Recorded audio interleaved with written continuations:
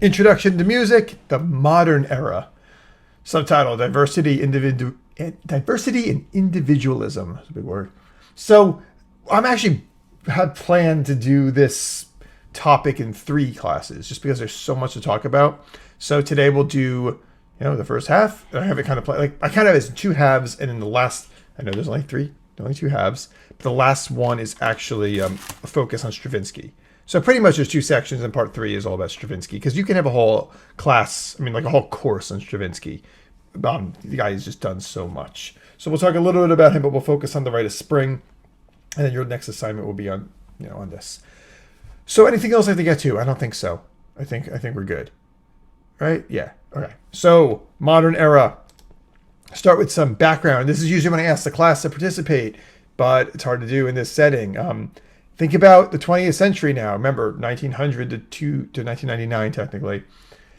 It's a strange topic because we're trying to cram so much information into this arbitrary distinction of 100 years rather than actually looking at the end of a movement. The previous time periods we looked at were defined by the death of an important figure, right? Bach dying, Beethoven dying. And then when we get to the 20th century, it's all of a sudden just dates. And it doesn't really make sense to think of it this way, but it's okay. That's what we start with. Technology. What technologies do we think about in the 20th century? Feel free to chime in again on the chat. But there's just been, if you think about we're all watching the news a lot, right?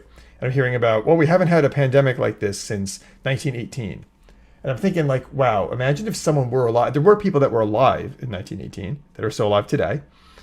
They're in their 100s, 101, 102, and maybe even more. I don't know the oldest person in the world I think is 116, around there. So these people have seen so much. So think about what people have seen that were born in the early 20th century and how much has changed just in their lifetime. Okay.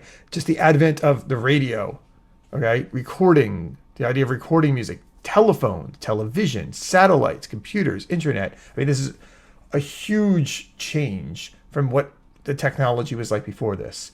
And this kind of ties in well to your assignment that you guys did last time. I responded to all of them, I think. There might be a couple trailing in late. But the word technology doesn't necessarily mean electronics. It means just a kind of technology people used, like fire is technology. The wheel is technology. So just think about the fact that in the early 20th century, radio was this new thing. And forget about TV. TV wasn't a big thing until mid 20th century. A lot of people didn't have televisions. Now it's, actually, I don't have television service. I have a TV, but we just use the Roku, and Netflix and YouTube and everything.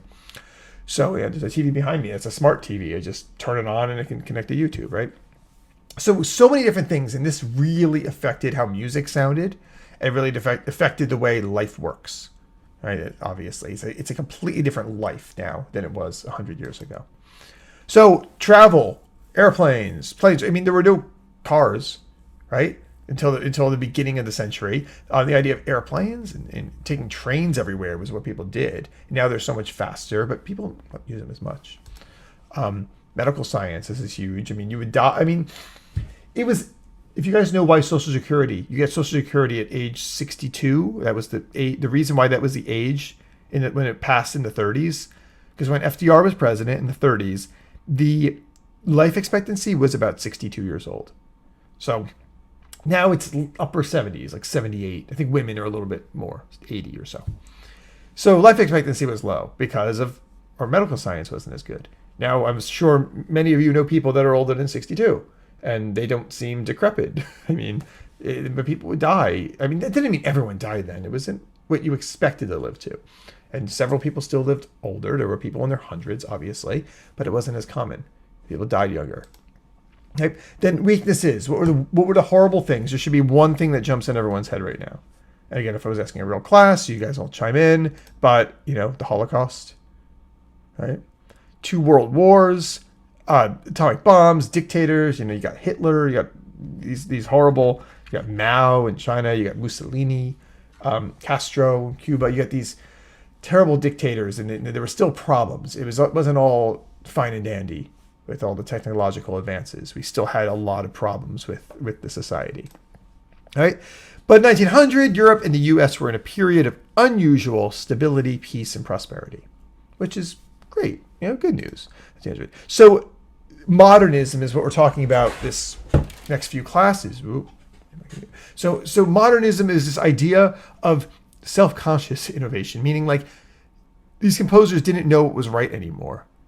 They did what they felt. Let's just do something new. Let's try something else out. Let's innovate. Let's change. It was anti-classical. Artists and writers reacted to the accepted rules, okay? So they didn't think about these rules that we were talking about up until this week. Romanticism started this. You saw in the Romantic music these composers that were playing around with the expected rules of the classical era. And they got to the point when there was no more rules that really mattered. And people started inventing their own rules and experimenting with what music could sound like and what you can do with form, what you can do with instruments, what good, air quotes, what good sounds like. People have different opinions on what is a good sound. So we're going to be listening to a lot of this and how the music can be super effective. All right. So tonality, the idea of, what happened? Did I turn this off? Hold on, why did my keyboard? Uh-oh. Hold on, I think my outlet might have been fried. Hold on.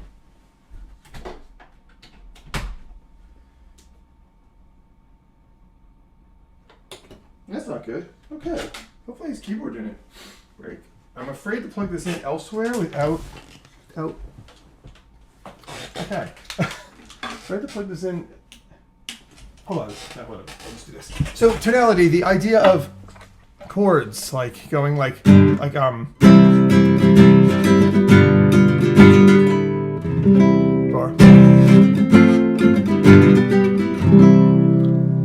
that idea of a chord progression, something that leads to home. The idea of right here, you want to land there. That's tonality. We've talked about this a lot. Then people experimented with the opposite tonality, atonality, dissonance. I just play random notes, and it would be. I'm kind of being facetious here. It's not really random notes. A lot of atonal music has beautiful melodies. They're just not adhering to the same patterns as tonal music. Things that we expect in tonal music. All right, so this stuff in the corner, this picture. This is stuff we'll talk about next week, or maybe 2 weeks. Harry Partch invented those instruments. They lived at Montclair State University for several years. I think it was 1990, early 90s, not maybe mid-90s. I can't remember the exact date, until 2013. So we'll spend some time with him. I think they're really fascinating to talk about the idea of experimenting. And he was a composer that invented his own instruments. But basically, the music scene became international. We had a lot of different things in Europe, but America finally gets its say. Popular music, jazz. We'll spend a whole class or two on jazz, talking about like big band music and everything, and how that American music had its place in Western art music. In the around World War II, that time period. But in the middle of the 20th century, people had different schools of thought of what they were going to do with music here. If we're going to be more intellectual, okay, or more experimental. So intellectual music means music that is very organized. And some of this is really hard to understand unless you analyze it. You might hear a piece that you don't know what you're supposed to listen for. And when you analyze a piece, you realize that there's patterns and there's fun with math and certain sets of notes that are working completely differently than you'd expect them to, but they work in a pattern within the piece. And sadly, composers were the audience. I remember I had a conversation a couple years ago with Marty O'Donnell. He did music for Halo, if you know that video game system. And I was talking to him about this and how, like, as people progress up music academia, the more they learn about music, the smaller the audience gets. And he was saying, his teacher said, yeah, when you first start writing music, you're trying to appeal to everybody. And then the more and more you get into writing music, eventually it's like a pyramid. You get to the tip of the pyramid and you're the only audience. It sounds so stupid, right? It sounds opposite. And he was saying, someone told him that. He's like, it doesn't make any sense. You should want to appeal to a lot of people. That would be good writing. But at the same time, people that aren't composers themselves or educated in music might not understand how to listen to some of that music. That's the problem. And it's not written for them. But experimentation is the idea of trying new things with the music, like a choose your own adventure kind of piece, a piece that you don't know where it's going to end up. It's not like you just show up and then it's the same every time. We'll look at some music when every performance is different. I like to do that in this class. I don't know how I'm going to do it in this platform. I'm going to try to find a way. Maybe I'll write something new. But I had a piece for, and when I give everyone something to do, and we perform the piece in class. It's fun. It's fun. But we just can't do that in this kind of electronic platform unless I can think a way around it. I'm going to brainstorm a bit on how I'm going to do that for next time, a week or two from now. All right. So here's what I want everyone to think about as you're listening to music. Here's 2 vocabulary words: corporeal and abstract. So corporeal music is music that like comes from the body and it feels tangible. Like I'm feeling this music. While abstract music is more of it exists in thought and intangible. So what does this mean? So corporeal music basically is music that feels emotional and it's not confined by rules. It's just, I'm writing this music, and you can use this with any kind of art. It doesn't have to just be music. But that the form of this music and the way this music works is based on how I feel it should sound. While abstract music is more about, this is the way it has to be, it has to follow these rules. I don't care about the emotion behind it. Let's just organize things together. And these are opinions. Sometimes most people will veer on one side of these, but as I play some of this music, I like to know if you guys think if it sounds more corporeal or more abstract. Like, are you feeling what the composer is doing? And I had a teacher when I was doing my master's here that did this in every class, always talking about how they felt. And it was interesting how the class was sometimes split on some of these pieces. How do we feel about a certain piece? Like, do you feel like the composer meant it, or were they just organizing sounds just to get some rules, just to get some stuff out of here, just to make sound? All right, so get these terms down. Think about the difference of corporeal and abstract. Again, they apply to all art, not just music. Okay, so musical developments that we're going to talk about in the next couple of weeks. First off, modernism in general. All these fall under modernism. It's the cultural movement that stresses innovation, trying new things. Modern, don't get modern and contemporary confused, by the way. Modern music, modern anything is usually the past 100 years or so. That's modern. Contemporary means today. So a lot of these composers we're talking about are modern composers, but they're all dead. Been dead for a while. Contemporary composers are ones that are still alive today. And we don't have a name for this era. Like, whatever's happening today is the contemporary era. In 100 years from now, they might change the name. Will change the name. Contemporary will be then, and we don't know what we'll call this time period. The early 20th century, early 21st century. Sorry, right? So one thing we'll talk about is atonality, and I'll play you a couple examples of these. They're not that important. I can't spend too much time on some of these pieces, because it's just too complicated. But atonality is the idea of no tonal center. What I was showing you earlier. The music's not in a key. You can't say, "Oh, this is in F sharp major. This is in G major." That's not what it's about. And people use the term out of key, or that sounds out of key. A lot of people use that incorrectly. And music can be out of key and not be bad necessarily. And out of key doesn't mean out of tune. Okay? So that's the thing where it gets a little confusing. Like, so a little bit like these 2 notes are in key with each other. Right? This is the key. There's a G scale, key of G, and I can play those 2 notes together, It's in key. It doesn't sound good. I mean, it can sound cool in context, I guess. But I just went out of key. If I'm in,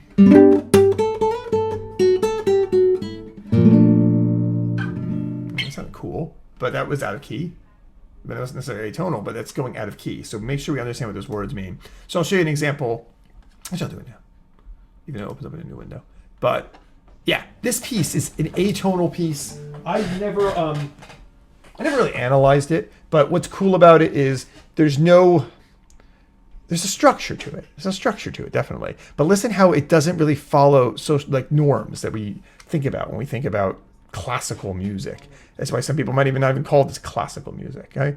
Piece by Varese. The cool thing about Varese, I would love to spend more time on him, but it's really hard to get him into the syllabus.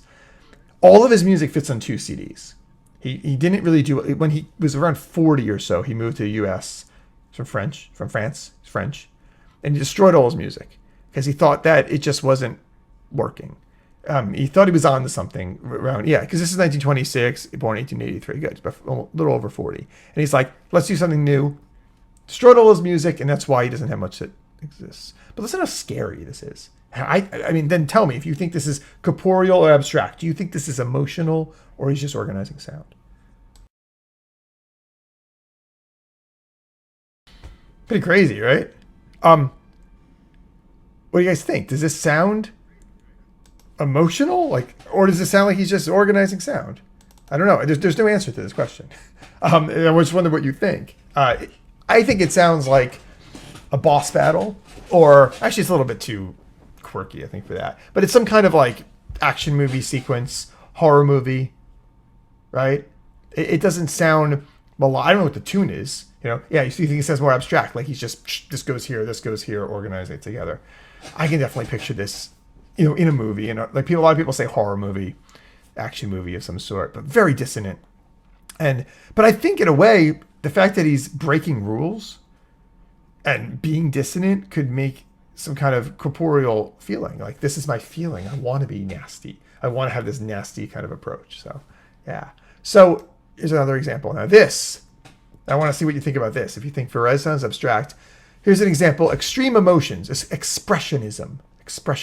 Using extreme emotions even more so than romanticism. It's another idea of just expressing yourself as much as possible. So here's a piece by Arnold Schoenberg called Erwartung. It means expecting in German. This piece is supposed to be the amount of emotional distress that happens over a couple seconds. Apparently there's no timeline in this piece. It's a song. There's a singer. And it's supposed to be the amount of distress this woman is feeling in a short period of time. So it's this huge kind of overreaction to a certain emotion. So hear if this sounds any different than the Varese piece.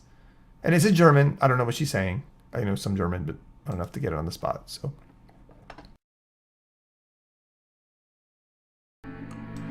just in that snippet, how many different things happened?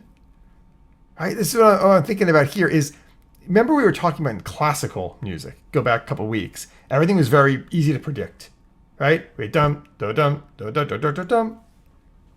You guys all see the next part. You know what was going to happen next. In Romantic era, somewhat. This, I have no idea what's going to happen next. Right? So now, is that abstract or is that corporeal? Like, this is apparently extremely emotional music. They have a description here. When he explains it, his most extreme experiment was it's a monodrama for soprano and orchestra. So I guess you can't really call it a song. I call it a song, but it's a monodrama, meaning a drama with one person, right? Complete unique creation that attempts to portray the interior monologue of a woman waiting to meet her lover in a forest. Said that he can be understood as a nightmare scenario. The entire reality exists in the woman's mind on a purely psychological level. There is no realistic time frames. Past, present, and future are blurred. It's crazy. Upon her discovery of her lover's murdered body, there is some hint that she may have been the murderer. The unnamed woman proceeds through a confused and disturbed series of emotions as she remembers her love, his betrayal with another, and and so on. It says right here, it's kind of, you don't have to know all this kind of stuff, but you hear how like there's so many different things happening in that not even 2 minutes worth of music. So many different emotions, so many different things, but is it just organizing sound? And you'll see later on, there's some stuff when he actually made the switch, and which we'll talk about in a second. He made the switch to being completely abstract. So, hold on, go full screen. Yeah, anyway. Some more that we're going to talk about in more detail a little bit. Impressionism is pretty much the opposite of the more abstract kind of sounds. Impressionism was, they used in paintings. You guys know Van Gogh, like that kind of blurry looking paintings. That's what it was used for. It was for art music. It was kind of an insult at first. Someone said, that's not this, that's an impression of that. And it was kind of being an insult for the artwork. And then music has taken it over the time, and then people use that term freely. Say, oh, I'm an impressionist composer. So the outlines were vague and the pictures dreamy, and music with this label sounds the way the art looks. So we'll listen to a few impressionist pieces later on. And let me know if you think it sounds dreamy and flowy, like the artwork. Minimalism we'll spend some time with in a week or two. It's interesting. It's very minimal material. Music with minimal material, lots of repetition, few notes, lots of space. Some of it could be a little bit dense, but usually most of it is very thin. Just a little idea being repeated over and over again. We'll have a lot of fun with that in a couple of weeks. And then primitivism, music not from non-urban cultures and untamed nature, using tribal music, using music from not Europe, which is really interesting. Like Stravinsky, we'll listen to, spend a lot of time on the Rite of Spring. He used like music from pagan rituals and from African tribes and everything. Really, really interesting what he does with this. And like pounding rhythms and syncopation and all this really cool stuff that you don't hear in urban music, if you will. And serialism, don't worry about this too much. It's just music is really, really organized serialism. Like, you can say, well, I'm going to follow this pattern and it's going to follow pi, 3, 1, 4, 5, 6, 9, that kind of thing. And every time a 3 happens, that's going to be a quarter note, but a 1 will be a 16th note, and a 4 will be an 8th note. And the 3, and then there'll be another number row, and it's going to follow C, then E flat, then F sharp. Like, it's all organized and all planned. All right, so sure, a 12-tone technique is a version of serialism. We're going to spend only a little bit of time with this because I want to prove to everybody how it can be emotional and it can be used differently. But Schoenberg, the same guy we listened to earlier, he kind of invented this. He invented the 12-tone technique. Other people have used it and written about it, but Schoenberg is the one that's really credited with really popularizing the 12-tone technique. And it's when all 12 notes, C, C sharp, D, D sharp, and so on, are treated equally. There's no home key. There's not like, oh, this is in the key of C, so C is important. No, every note is equal. And most people say, oh, this sounds like a horror movie. Yeah, and that's fine. But there's something else to be said about how you can organize music this way. All right, so just a little summary of modernism before we get to some examples. So this whole period, and this is usually the beginning of this 20th century, 1890 to 1930, is challenging and reinterpreting the rules of the past. This is the anti-classical period. That's why I find it really problematic to call any of this music classical music. It's written in the classical style because they're writing it into a score and giving it to people to play, but it doesn't sound anything like Mozart, Haydn, Beethoven. It doesn't sound anything like Schubert. It doesn't sound like anything like people before that, like Bach and such. So it's really hard to even call this classical music. And there's some people that argue all the music we're looking at this semester is not classical music. It's WAM, Western art music. And classical is just a period of it. But remember, make sure you know the difference from classical versus classical. Like, type it out. Like, lowercase c is everything we're looking at. Capital C is that one time period.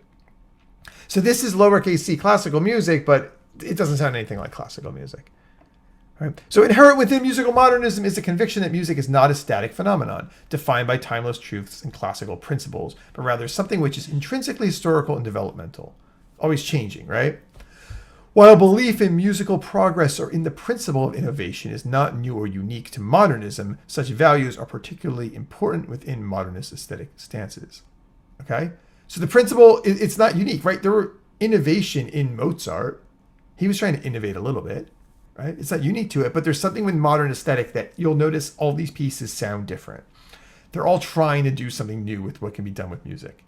Some of them are going to go to a simpler style, while some pieces are getting more complicated and trying to challenge even more of what are the limits of human imagination. All right, so first, we're going to listen to some music from the transition from Romanticism. Okay, so first off is Gustav Mahler. Right, Mahler. What we should know about Mahler, real quick, you don't have to know every single thing about Mahler, but what we should know about him is he was a conductor. He right? He conducted the New York Philharmonic. So he was from Austria, he came to the U.S. around 1900 or so, and to conduct the New York Philharmonic. And he composed in his summer home and spent a lot of time on all of his pieces. And he interpreted the standard. So he would conduct the Beethoven piece and say, no, I want you to change this, and so on. So we'll get into a little bit of detail of how he did that. So his pieces, some of his movements in some of his symphonies were over half an hour long. Just one movement. So the whole symphony could be an hour and a half or something. So they're long pieces, and but that's not that weird considering, like, how long is a movie, right? You go to a movie. So some of the new Marvel movies I haven't seen. I don't have time to watch them because they're like 3 hours long, right? So an hour and a half isn't that long. So you'd go to the symphony and it'd be an hour and a half instead of half an hour. And his Eighth Symphony, for some reason, is called it's called Symphony of 1,000 because there's such a huge amount of people involved. I don't know if it's literally 1,000 people, but it's for orchestras and choirs and everything. Okay. There was a curse. This is important to bring up. Apparently there's a curse of the Ninth Symphony. Beethoven died after his Ninth Symphony when he started writing his 10th. Mahler insisted he was the reincarnation of Beethoven. So when he was writing, he skipped a symphony. Like this, he wrote his 8th, and after that he wrote a piece called Das Lied von der Erde, the Song of the Earth. And he didn't want to label it as Ninth Symphony. So then he went and wrote the Ninth Symphony. He said he was superstitious in that regard, but he wrote the Ninth Symphony anyway. Then when he started writing his 10th Symphony, he died. There's other composers to whom this happened. I think Dvorak, some others. They just, I think Schubert also. They died after while writing their 10th Symphony. That's why there's a band that originated at Montclair, apparently, called Symphony X. There's a New Jersey metal band, and Symphony X, like X, the Roman numeral for 10. And apparently that's where it comes from. Like they're the 10th Symphony. It's kind of neat. Like a metal band that does classical stuff too. And I think a couple of them, at least one of them, went to Montclair. So, known for his symphonies, but he also wrote songs. So here's one of his quotes. Tradition is laziness. In every performance, the work must be born anew. So what he would do is he'd rescore the music. So think about like the last assignment we looked at for a second. Talking about the restrictions of the instruments. He would rewrite classic pieces that he would conduct. He would rewrite them, taking into account the advancements on the instruments. So like, oh, your clarinet can do this now. Your trumpet can do this now. Let's rewrite it, and so on. Apparently, he was very strict and made, like, if you look at his scores, there's words everywhere in German telling people what to do, like how the music should be played. So it's pretty intense. So he converted from Judaism so he can get a job, which is kind of sad. He had to do that. Some sad things happened too in the early 1900s. Like he wrote a piece. I can't play it. It's just too depressing. It's called Kindertotenlieder, the songs of the death of children. And after he wrote that, one of his children died. And he says he couldn't even listen to the piece. He wouldn't have written the piece if that had happened first. So he had some bad luck. And he lost his wife. All this stuff happened around the same time period. I think she died. I think they got divorced. Her name is Alma Mahler. Alma Mahler. Yeah, when did she... I think she married some other... Yeah, she died in 1964. But she was like a socialite. She was like someone that everyone knew. Yeah, she married Gustav Mahler, Walter Gropius, and Franz Werfel. Like, they were all like famous people. She was one of those, like Elizabeth Taylor or Gloria Vanderbilt kind of thing. Or who's today? Who's a socialite today? Paris Hilton, Kim Kardashian, one of those people. She's like that. Everyone knew her. Famous for doing nothing kind of thing. He's very demanding. His orchestrations were unconventional. His scores are very specific. That's what I was saying earlier. Like if you look at a Mahler score, there's words everywhere. Like play with your trumpet bell into the stand. Play off stage and then walk on the stage. Like he had fun things he put into the music. So we're going to listen to one of his pieces, part of one of his pieces. And you'll notice that this doesn't sound that different. It doesn't sound as modern, but what made it modern was this. Look, 5 movements. Took him 6 years to write the piece. The piece has so much going on. And every time you hear his works, you hear something new. It's not just like these little catchy tunes that keep repeating. You hear something new almost every time you listen to it, if you were to listen to these pieces a lot. And you can see the orchestras are huge. So we'll listen to a little bit of this, the third movement, in Ruhig Fleischbänder Bewegung. German's so hard. And listen to how this piece, again, has like melody to it. It has a kind of a traditional form, but he's breaking away from that. You can hear how it's developing, and listen for colors changing. Listen for each instrument trading off their role and so on.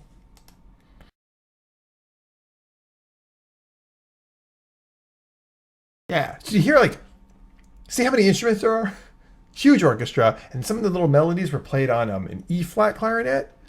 That was actually I can bring it up. We talked about this stuff when we talked about clarinets earlier in the semester. I showed the funny video of the guy playing all the different clarinets, but this little tiny guy, yeah, that little one, and what $100? There's no way it's $175. There's no way. That's probably like a rent to own, or like a rent like per month for years. Yeah, rent. There it is, rental. Yeah, 175 a month. There you go. It's like wait. So like, yeah, these yeah, this one's almost 3,000. So it's like a little guy, and it just makes a new sound. So that's what he would do. He would expand the orchestra. But you hear how this has this fun sound to it, and the melody kept morphing and experimenting with it. But it was just kind of one tune. It wasn't like he was trying to challenge you. He was just seeing how much fun he can have with the music.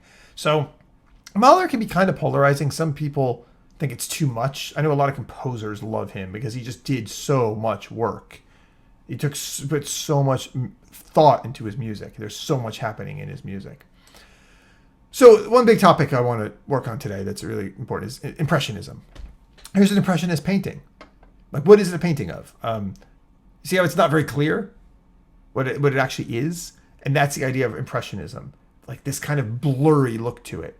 Like, you know that's a sky, that's some kind of building, that's water, but you only know that from context. It's not as clear as something else. And that's what's fun about it. You have to use your imagination a little bit more. So Debussy, Ravel, Fauré, they're all French. This is more of a French music. Right? So they're French, and there are two great composers you should know about are Debussy and Ravel. And we've discussed them maybe briefly this semester, but we'll spend some time on them.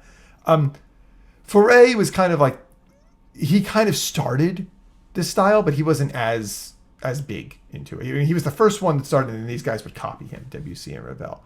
So the idea, I'm going to talk. It's kind of weird how my outlet stopped working. So the idea of static harmony, I mean, the chords don't move much. Like, you'll have a piece that can just kind of chill on a...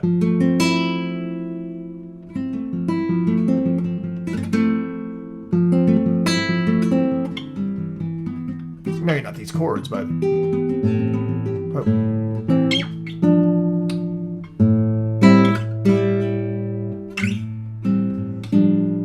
It just kind of like sit on something for a while and let it develop. And using timbre to create new color, meaning these composers would switch their instruments. There would be a melody on one instrument, and then another instrument will take over. It would be the same melody, but just on a new instrument. And that's going to create a new kind of color. And the melodies don't move much.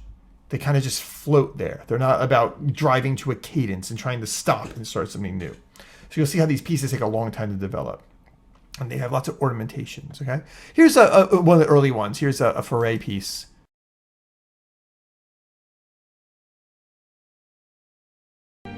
Here it's like, it's pretty, right? It's got this pretty melody to it. It's not, but it's different. It's not being different in the fact that it's nasty and dissonant. It's being different in the fact that it's not following traditional form, right? So that's Fauré. Let's spend some time with these other guys. Debussy. I forget which one I picked for you. All right. This piece, Nuages, if anyone knows French, clouds. It's from Nocturnes. Okay, it's a 3-minute orchestral composition. It's not a symphony. It's using a symphony orchestra, a traditional kind of orchestra layout, but he's not calling it a symphony. What you also notice is it's called Nuage. It's not called symphony number blah blah blah. And that was what was cool about Debussy. He did write a string quartet that he called String Quartet in G minor, Opus 10, and he did that kind of as a joke to be like, "Oh, I'm going to call it this title because this is what you guys want to hear." Most of his pieces had a title like this. They would not be just like symphony blah blah blah.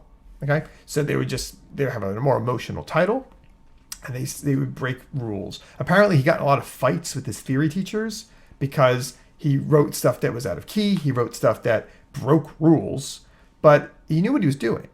That was the thing. He learned the rules and learned how to break them. But apparently, he was just like a tough guy in school because he did not like how traditional harmony worked. He thought, like, why don't I do what I want? Why can't I change things? What's cool about this video I found, it's by YouTube Symphony. Apparently, YouTube Symphony Orchestra. Apparently, the people in this group were auditioned through YouTube, or they're all YouTubers that play. I mean, this is 10 years ago too. So, more than 10 years. That was early YouTube. YouTube started, what, 04, I think? I think I was in college.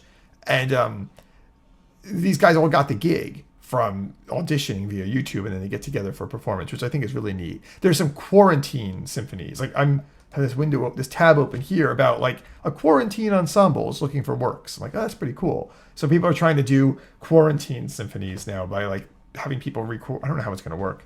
They record themselves with a metronome and send it to someone, and they mix it, or they're doing it via Zoom. I don't know how it's going to work, but it's pretty neat. So check this out. What I like is it's kind of a more interesting to watch performance because there's videos in the background. Again, people's attention spans have gotten worse over the years. So a lot of concerts are not just go to watch the orchestra, there's video along with it. And it makes it for a more interesting kind of experience.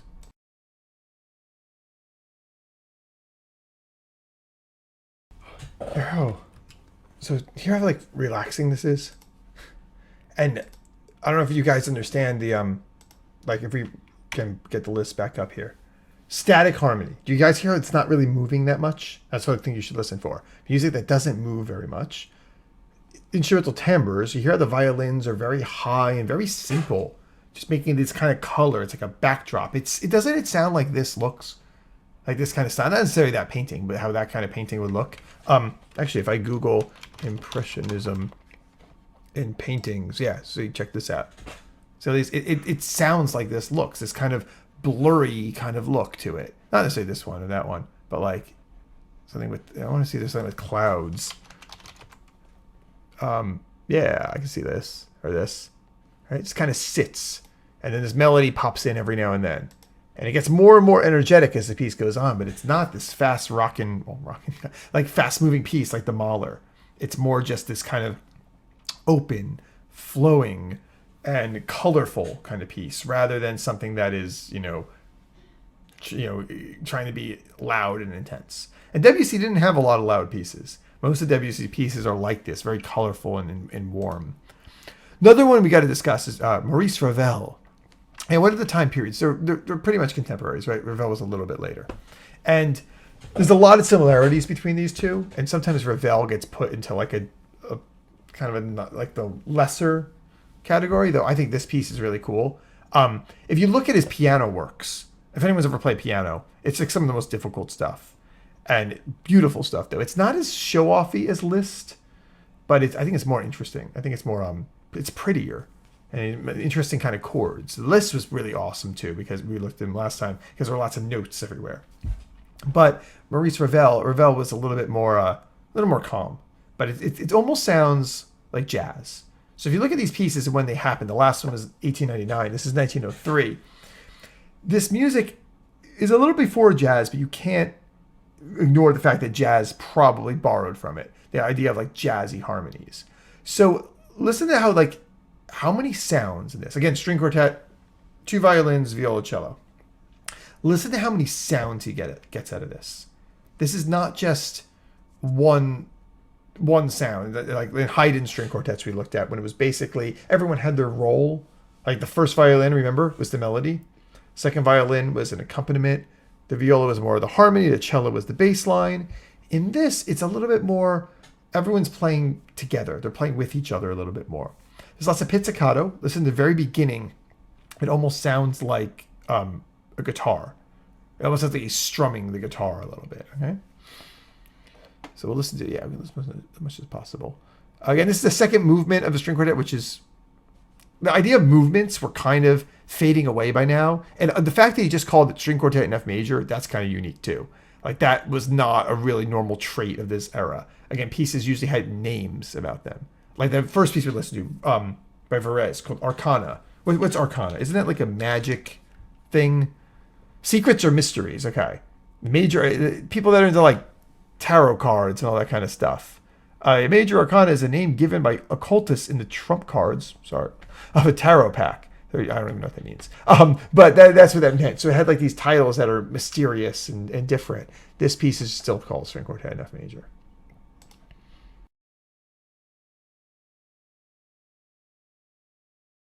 Beginning's pretty different, right? Where do we hear music like this usually? Like that beginning, boom, boom. That sounds, the progression. Let's see if I can figure out the notes. I think it's like.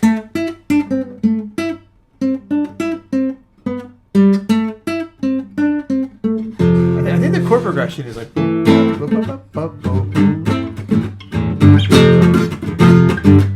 It's a rock progression, right?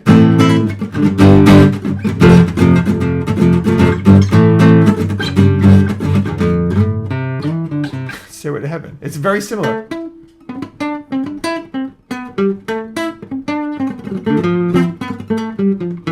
So, and then that melody is the melody that came in is very Zelda. Now, why am I saying that? I'm not trying to just pull straws here, but the reason why it is because we listened to Bolero earlier in the semester, and apparently Koji Kondo, the composer for the Zelda games and Mario games, wanted to use Bolero, Ravel's Bolero, as the theme music for the first Zelda game.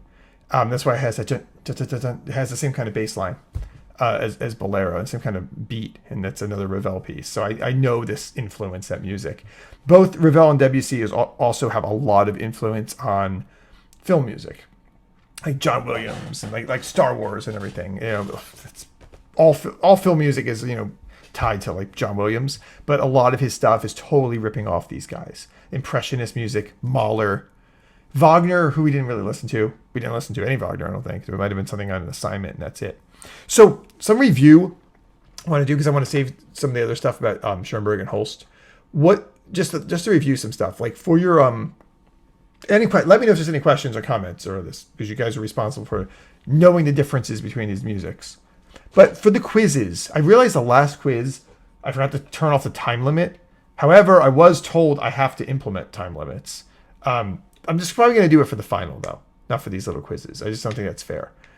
So I went and took it off after like it might have been a couple hours. I realized the time limit was set on, so I turned that off. But like, so you're supposed to be looking these up, taking notes on these terms.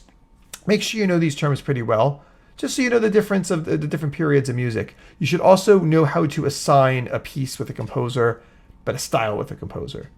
So again, if you haven't done those what are they called? Those quizzes on Canvas, please get them done. I don't have to grade them, which is cool. It grades automatically. But I do go in and I look at the scores to make sure they're in line and making sense. Like one of them wasn't as good, but the rest of them, some of them had like a 94% average. So I mean, it's probably too easy, but I don't care. It's fine. You're learning something, and that's totally fine. So the new one's going to be up. Oh, it's early. It's not even 11. That's fine. It'll be up in about 20 minutes. And then, so please get that done. The next assignment is not, I changed the syllabus. I should probably announce that.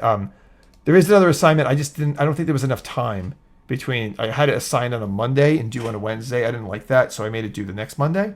So you have more time on it. And that's going to be a response to something we look at next week. So Wednesday, we'll spend some time with Schoenberg and Holst. And then next week, after that, will be Stravinsky. And, that'd be pretty fun. All right. So do we have any questions? If not, have a great couple days, and I will see you guys later.